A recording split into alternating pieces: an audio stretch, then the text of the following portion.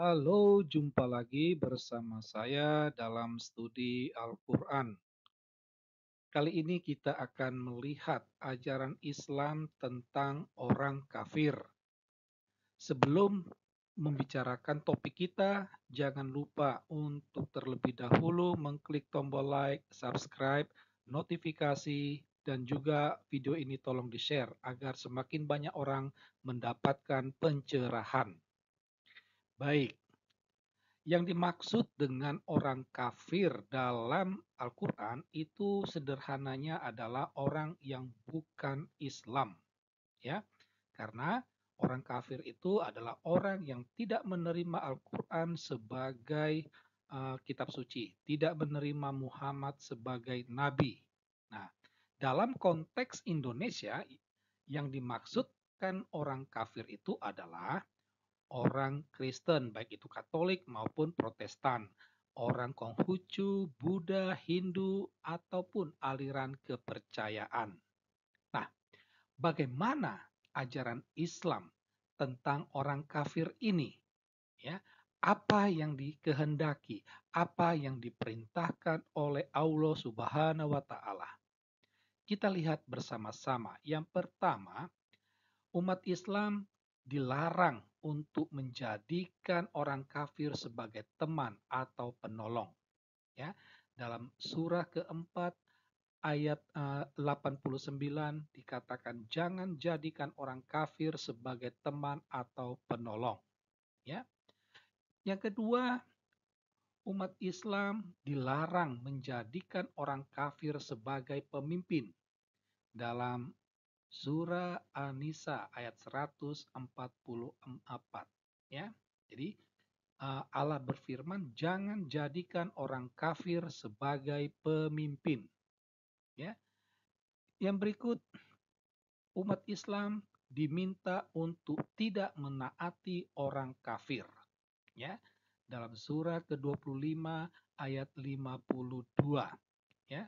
Jadi misalnya di perusahaan-perusahaan ataupun di mana saja umat Islam uh, punya kewajiban untuk tidak mentaati, ya, orang kafir, ya. Uh, Dapat juga terlihat perintah Allah untuk kepada umat Islam untuk tidak menolong atau membantu orang kafir, ya. Itu ada dalam surah ke-28 ayat 86. Masih banyak, ya, masih banyak perintah Allah kepada umat Islam terkait orang kafir. Kami hanya mengutip 4 poin penting ini.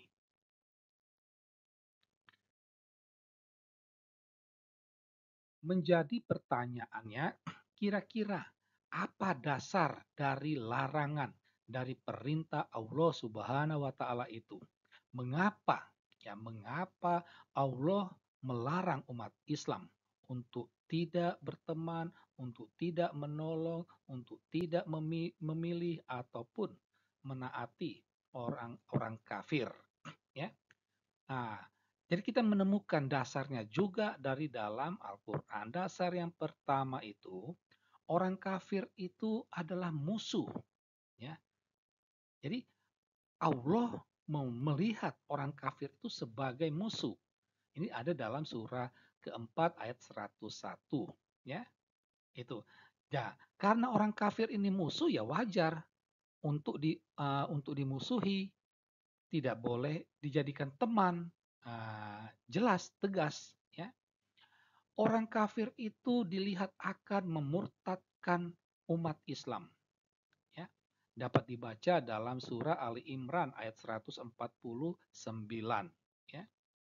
Selain itu juga orang kafir akan mengajak umat Islam ke neraka. Padahal Allah Subhanahu wa taala mau mengajak umat Islam itu ke surga. Itu. Tetapi umat kafir ini akan mengajak mereka ke neraka. Maka dari itulah Allah melarang untuk berteman, untuk saling menolong, ya, itu, ya. Yang terakhir, karena dia lihat sebagai musuh akan memurtadkan umat Islam, mengajak ke neraka, maka Allah bertekad akan memusnahkan orang kafir. Nah, Allah saja mau memusnahkan orang kafir, masa umatnya malah berteman? Kan nggak masuk akal, gitu ya.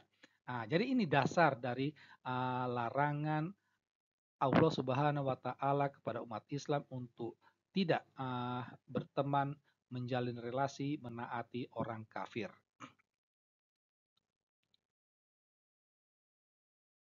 Nah, kita tahu bahwa dalam kehidupan seringkali kita menemukan umat Islam masih saja berteman, masih saja akrab dengan umat Islam. Bahkan mereka bekerja di perusahaan di mana pemimpinnya orang kafir. Nah, sekarang kita akan coba melihat apa kira-kira dampak jika umat Islam melawan larangan Allah Subhanahu wa taala, ya. Sederhananya saja, jika ada umat Islam melawan perintah Allah ini, maka mereka akan digolongkan sebagai orang kafir. Itu, ya. Jadi, jika ada umat muslim berteman, jika ada umat muslim yang memilih orang kafir sebagai pemimpin, jika ada umat muslim yang menaati orang kafir, maka dia dianggap juga sebagai kafir. Dan karena dia itu kafir, maka dia akan dimusuhi. Ya, dia juga boleh dibunuh. Ya, jika dia mati, maka jenazahnya tidak boleh disolatkan.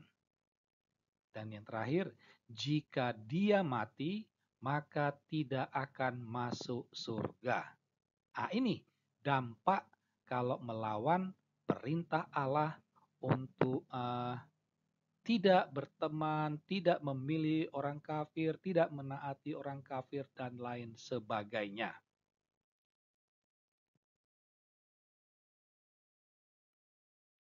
Nah, berhadapan dengan ulasan kita tadi, sering kita menemukan tanggapan dari beberapa kalangan umat Islam, ya.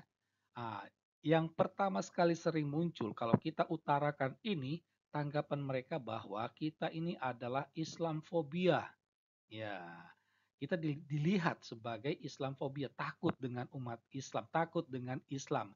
Padahal ya, apa yang kita sampaikan itu berangkat dari ajaran Islam sendiri yang ada dalam Al-Qur'an. Jadi jadi kita bukan merekayasa, kita bukan mengarang, ya, tetapi itu tertulis dalam Al-Qur'an, ya. Nah, jadi ya terserah mau dikatakan Islamfobia, tetapi faktanya ya seperti itu, ya. Nah, kadang kita dinilai tidak paham bahasa Arab, ya. Nah, saya tidak mengerti dikatakan tidak paham bahasa Arab. Ya, yang tidak paham bahasa Arab itu saya atau para ulama yang menerjemahkan Al-Quran itu ya. Ah, jadi kan eh, kalau kalau dikatakan apa eh, tertulis dalam bahasa Indonesianya itu bunuhlah, masa dalam bahasa Arabnya juga lain? Kan nggak mungkin, ya. Ah, jadi nggak tahu, saya nggak paham tuduhan tidak paham bahasa Arab ini. Ya. Kadang dikatakan juga tidak paham konteks waktu. Ya, kita tidak, mereka mengatakan bahwa uh, apa yang dikatakan dalam Al-Quran itu hanya berlaku pada masa Muhammad. Ini menyebabkan wahyu Allah itu tidak kekal, berarti tidak ada gunanya lagi ditulis dalam Al-Quran. Ya, oke.